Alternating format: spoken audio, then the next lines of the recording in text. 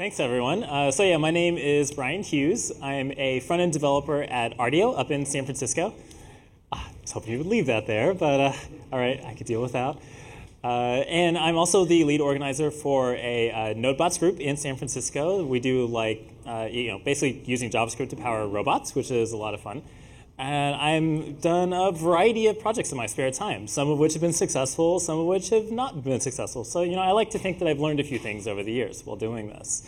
The biggest thing I'm involved in is there's this library called Johnny 5, which allows you to do robotics in JavaScript. It makes it super simple.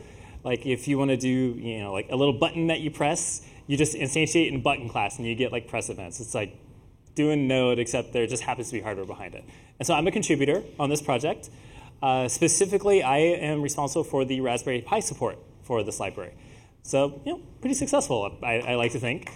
But I've also had failed projects too. And so I'm going to kind of talk about some of the things I've learned about hacking in your spare time, things that you're doing completely outside the purview of your company. So when you want to work on a project, the first thing you want to think about is, do you want to create your own project, or do you want to start contributing to a project that already exists? There's pros and cons to both, and really it kind of comes down to your personality type, what you want to work on. And there's definitely no wrong answer to this. So looking at contributing to an existing project, they're kind of easier to get involved in. Because a lot of those decisions that go into creating these projects have already been made. The code style has already been set, the open source license has been set, the software architecture has usually been set as well. Another big part about this, though, is that a lot of times these projects have an active user base already.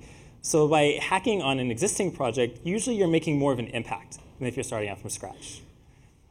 On the flip side, though, new projects tend to be a little more creative. You're starting from scratch. You get to decide everything.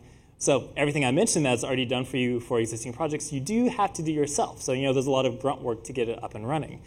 But at the same time, you have complete freedom of control, and you can let your imagination just completely run wild with it. So it depends on what you want to do. For the rest of this talk, though, I'm mostly going to focus on starting a new project from scratch.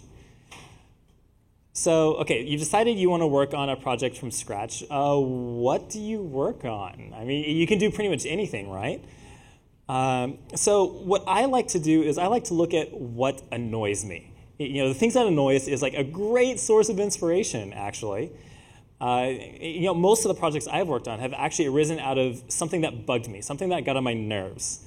So, for example, the very first side time project I worked on, once I got out of college, had to do with an aquarium I bought.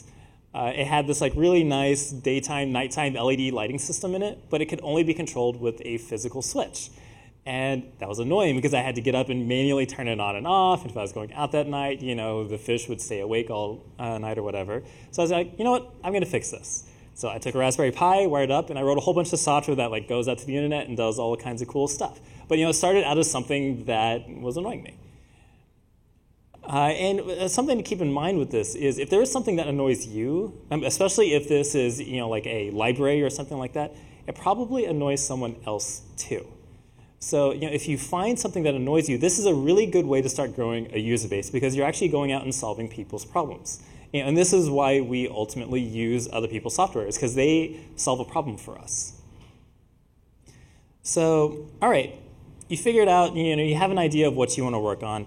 How do you find the time to do it? This is one of probably the hardest part about hacking in your spare time, because we all have jobs, and we have a life outside of it. We don't want to be coding 24/7. We have to sleep sometime, and sometimes it is good to get away from coding. But how do you find the time? How do you actually get things done? Well, I have found that hacking on a schedule is actually really, really key. You want to develop a rhythm for hacking in your spare time. Ideally, you want to actually try and hack a little bit every single day, if you can. Once you get into a set routine, it's actually a little hard to get out of it. So if you make hacking in your spare time part of that routine, you can actually get things accomplished. But if you don't get into this routine, it's going to end up being like that New Year's resolution to start going to the gym regularly that lasts about a week or two before we all give it up. Hacking is the exact same way. So how do you actually, where's the actual time though? When do you do this? Well, what I like to think is find that hidden time in your schedule. To hack on projects in your spare time, you actually don't need a whole lot of spare time. Just like 30 minutes to an hour a day is usually actually pretty effective. You can actually get real work done at just 30 minutes a day as long as you do this over a long period of time. So, think about like your regular day's schedule. We all have little like downtimes and times where we're not really doing much. So a good, for example, if you live with someone else, say you have roommates or you have a significant other, and chances are you don't have the same schedule as that person. They get up a little earlier than you do, or they get home work later than you do. So if you get like 30 minutes to an hour difference in schedules, well, wake up at the same time as they do. But then once they've left for work, use that time to hack. Say, this is my hacking time, this 30 minutes every day. Or if by chance you happen to take public transportation to work, which I realize is not that common down here in LA, but if you take public transportation to work, that's another good time. So I take the train to work every day up in San Francisco. It's about a 45-minute ride, and that's my hack time. I say every morning on the way to work, I'm hacking on something. Or I'm doing things like creating this presentation you're seeing here tonight. But I use this time, and it's my set time to hack, and I don't do anything else during that time. I've gotten into that rhythm. And so you find that time, and you get in that rhythm, and you can get real work accomplished. But there's another part that goes to this. So we all know about project scoping and how important that is in a work context. We say, oh, we have to have this feature out in 6 months, or something like that. And so we figure out what can we get done in this time and what has to slip. Well, this is actually even more important for personal projects than it is for work. Ironically enough, because we usually don't have a deadline. We finish this whenever we want to finish it. So what ends up happening is we think, oh, of course I can do this feature. I can do all the features I want. And so we end up chasing features and never actually release anything. And if you don't actually release your work, then that in a way almost defeats the point. I mean, there is sort of a joy to coding, but there's a much, much greater joy to other people using your code. So you want to make sure that you actually get things accomplished and out there. And just getting something out there is really critical. The things we hack in our spare time will never be perfect, just like the code we do at work. But if you can get something out there and help people, then it's great. So you want to just dream big, but start small. Feature creep is absolutely the death of personal projects. And so, like I said earlier, I have a few projects that have succeeded, some that have failed. Probably the one big one for me is I've been working on this little dialect of JavaScript that does like static typing, kind of ASM.js, kind of TypeScript, kind of some other stuff. I've been working on it for 2 years, and there was no end in sight for this thing. This is, I would actually say, a project that has failed because I took on something that was way outside the scope of what I could reasonably do. And I didn't scope it down. So scoping your project is key to actually finishing it. So the way I like to think about these things now is I actually go through a series of steps whenever I have an idea for a new project. We get a vision pretty easily. We have this thought in our head of what we want to do, but it's very rough. So then you think through the features that you want. Once you have a pretty good idea of what those features are going to be, it's good to write them down. You can put them on Post-it notes, or you can do this electronically, but get a list of all the features you would like to have in your project. And then figure out what is your MVP, your minimum viable product. What is the minimum thing we need to get this project out there? And ideally, this will be at most about a quarter of the total features, hopefully even less than that. Once you select that set, sometimes you have to rework it a little bit, say, how's this project going to work since I'm missing this other feature? Once you have that done, take your features and cut them in half. Because this is just like estimating how much time it will take to work on something. We think we need these things, but a lot of times we don't actually need it. So by cutting in half, you're taking this project and you're just cutting it down to the bone. Forcing yourself to go one step further than where you're comfortable with minimum steps gets you something that's much smaller and a lot more reasonable to implement. This is something of an inverse of Hofstadter's law, if you've ever heard about this. So what Hofstadter's law states is however much time it takes that you think it will take to do something, you come up with an estimate for how long it will take to do a task, it will actually take you twice as long to complete that task as you estimated. And this includes if you're taking Hofstede's law into account, and you've already taken into account that's going to take twice as long as you think, because it will then still take twice as long as you think. So this is also true of scoping. We can think that we're coming up with something that's a bare minimum, but you can always take it further. And then once you really have this cut down to the bare minimum, then you kind of rework it, figure out, okay, how can I create something that I can actually release? But this proper scoping step is key, because you want to get something out there.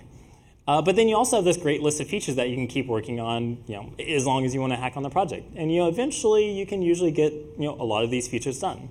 Not all, but a lot. This is just like any project we would do at work.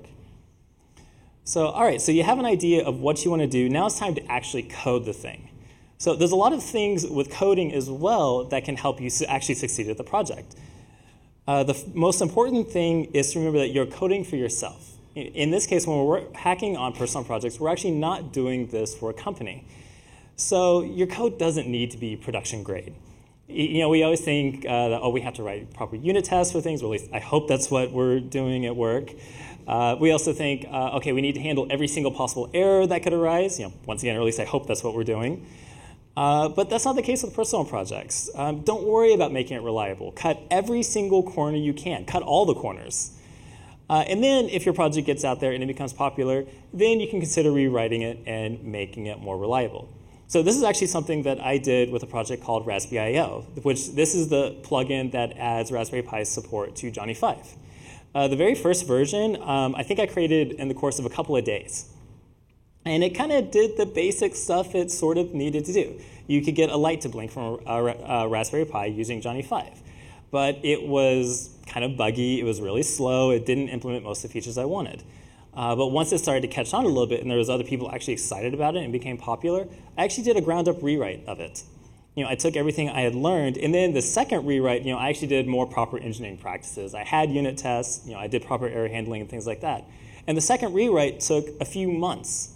But at that point, I already had a user base. I knew this thing was going to be successful out of the gate. And so this is always a great approach to take when you're hacking in your spare time. Get it out there, see if it works, and then if it's popular, you can worry about making it really good. And along those lines, you want to embrace other people's code. We're always a little wary about this in our work, and sometimes that can be a good thing. But for your personal project, go ahead and use that module from NPM that only has 100 downloads and has been updated in a year. It's fine. Because once again, you don't have to be 100% reliable as long as you can get something out there. And reusing other people's code is a really good way to get something up and running quickly. And then once again, if it becomes popular, then you can go through, vet the module, see if it actually works well, possibly implement your own version or something like that. But that's much later down the line. You just want to get something written first. Now, a little bit counter to this, though, is when you're working on personal projects, this is a great time to learn something new.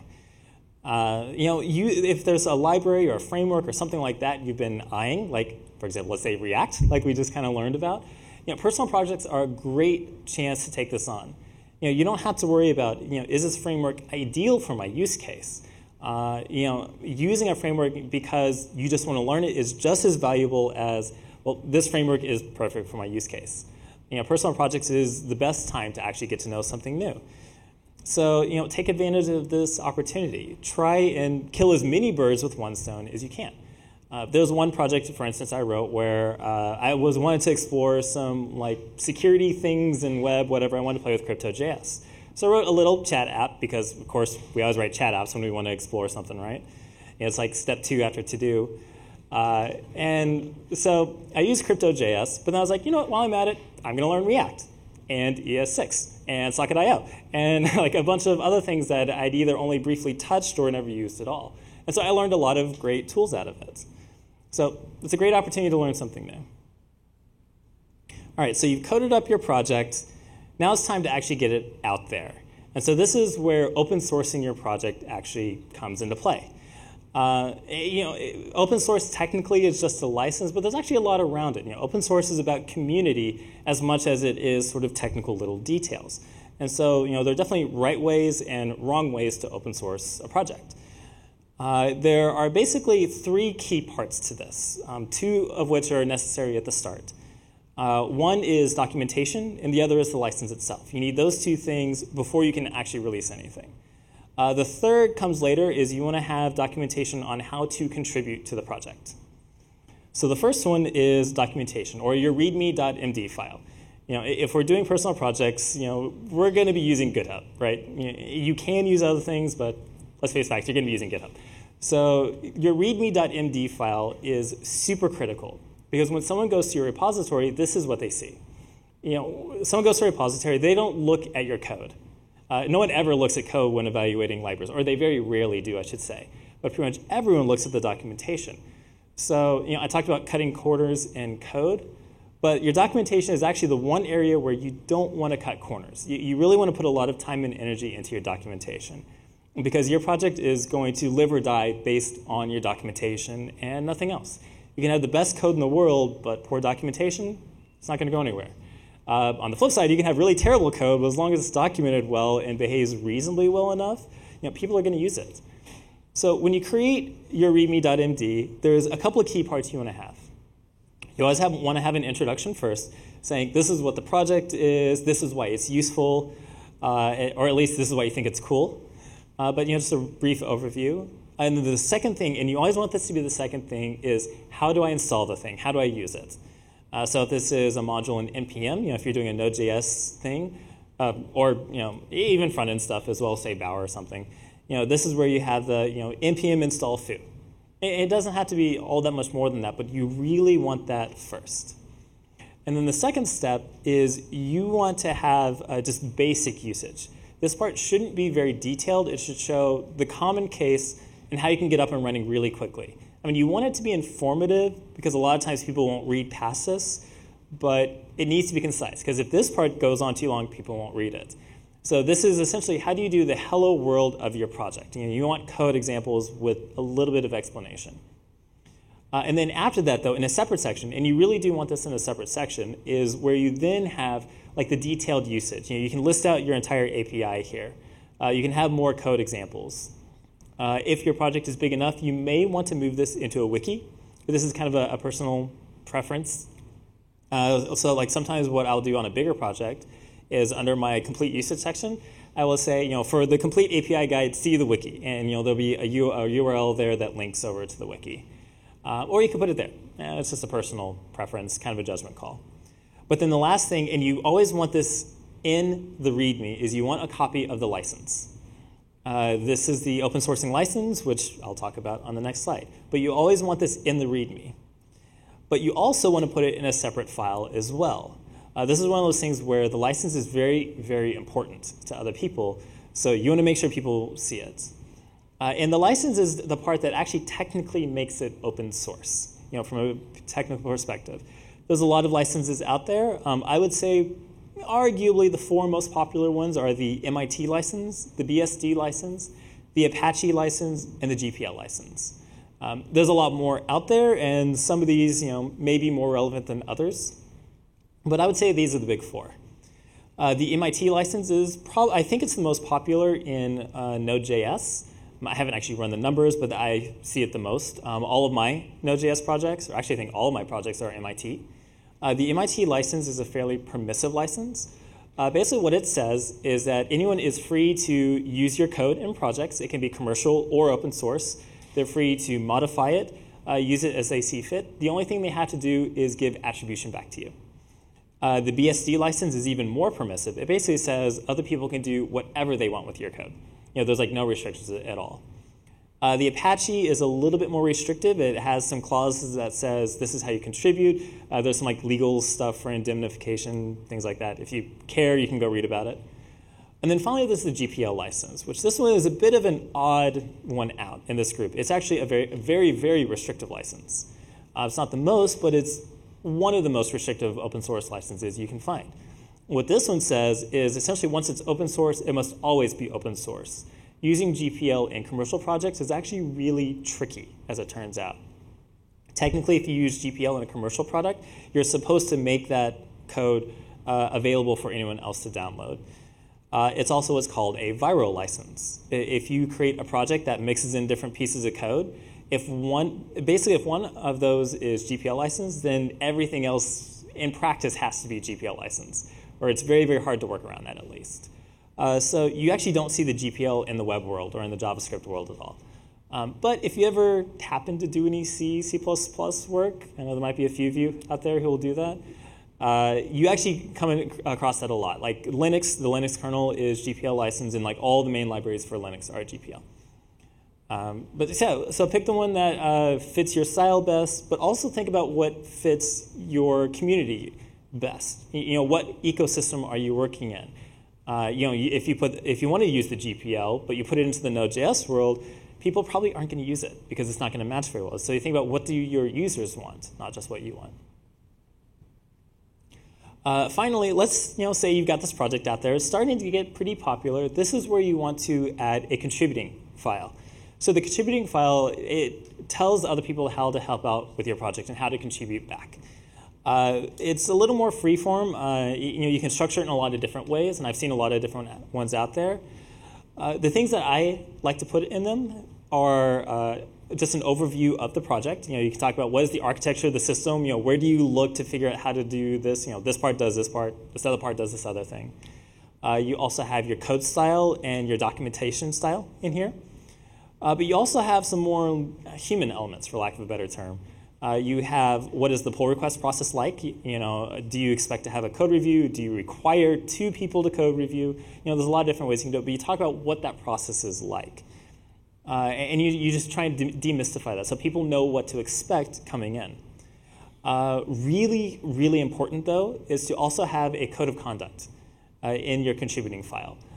Because this sets expectations for the kind of community you want to build around your project. It's also really important because this is a good way to attract people to your project. If you don't have a code of conduct, then people have no idea what kind of community you have. Are you going to be really argumentative? Are you going to be, Linus Torvalds or something, and scare everyone else away who isn't an asshole, essentially? But having a code of conduct it sets expectations, and it also gives assurances that when disagreements arise, there are ways to deal with that. Personally, I'm a big fan of the Citizen Code of Conduct, which I have linked on this slide here. But there's a lot of other ones out there. These are just like licenses. They're templates. You bring it in, change up a couple words here and there, and you got a code of conduct. So it's really easy and no real reason not to have it.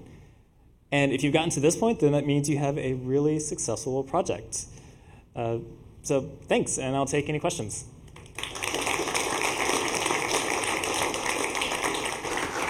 If you have a question, just raise your hand, and I will bring you a microphone. Thank you for this talk. Is there any kind of legal issue at all? Like if you would work on any of this stuff during your lunch break or at your actual company where they could claim something that you created that was successful as their own because of some clause you signed as like on your first day of work kind of thing? Actually, that's a really good question. So yeah, you do have to be careful about this.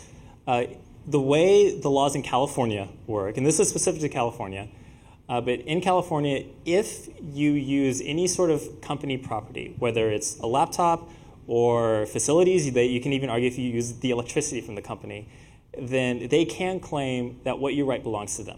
Now, it depends on if they wrote that into the contract you signed, but they can claim that. So a good rule of thumb is never do personal projects at work or using company property. On the flip side, though, in California, there are laws in place that says if you don't use any company property, you do this on your spare time using your own equipment, then those companies do not have a right to it.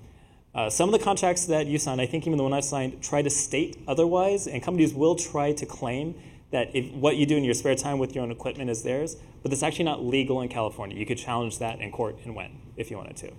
But that's in California. Some states are different. Like I know in Texas, where I'm from originally, they don't have those kinds of legal protections, and so companies in Texas can actually say that whatever you do in your own time using your own equipment belongs to the company, and that's legally binding.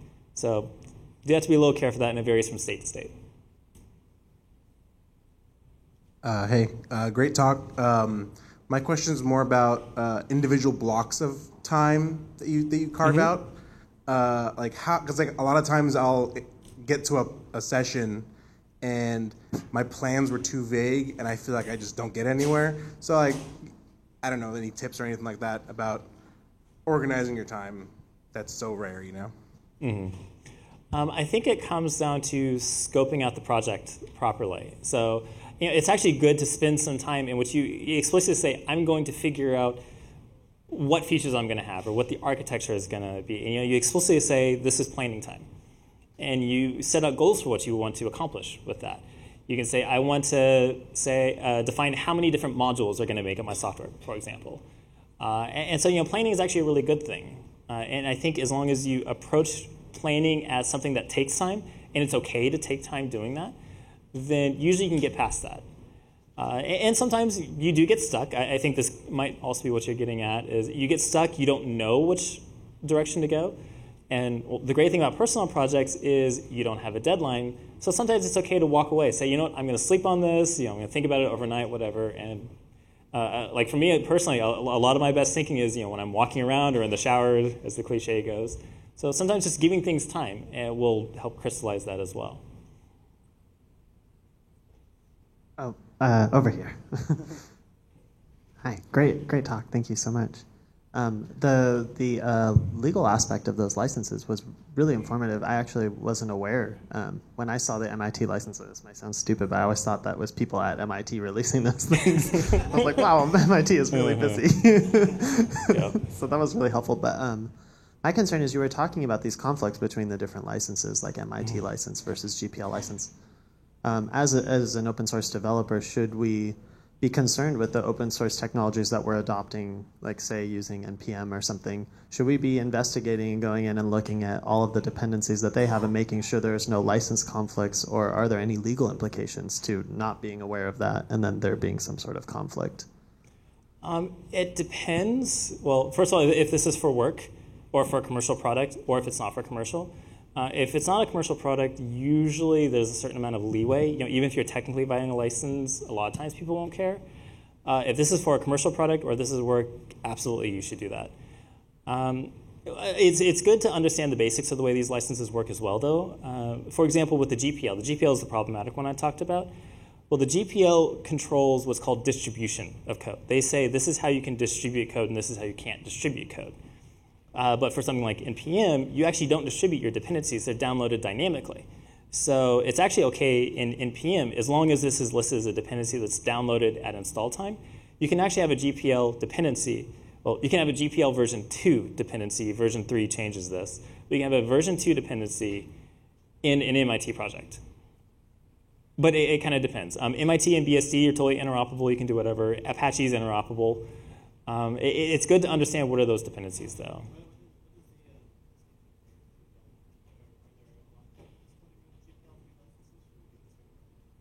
Okay, so with the GPL, there are 3 versions of it that have come out. Version 1, no one uses it. Version 2 and version 3. Version 2 has been around for, I think, about 10 years, maybe 15 years, something like that. This is still what pretty much everyone who uses the GPL uses. And this is about distribution. But GPL 3 changed it to just simply usage. So yeah, I mean, you do kind of have to look, is this version 2 or version 3? And if it's version 3, you say, well, I can't use this in my Node.js project, unless you're also version 3.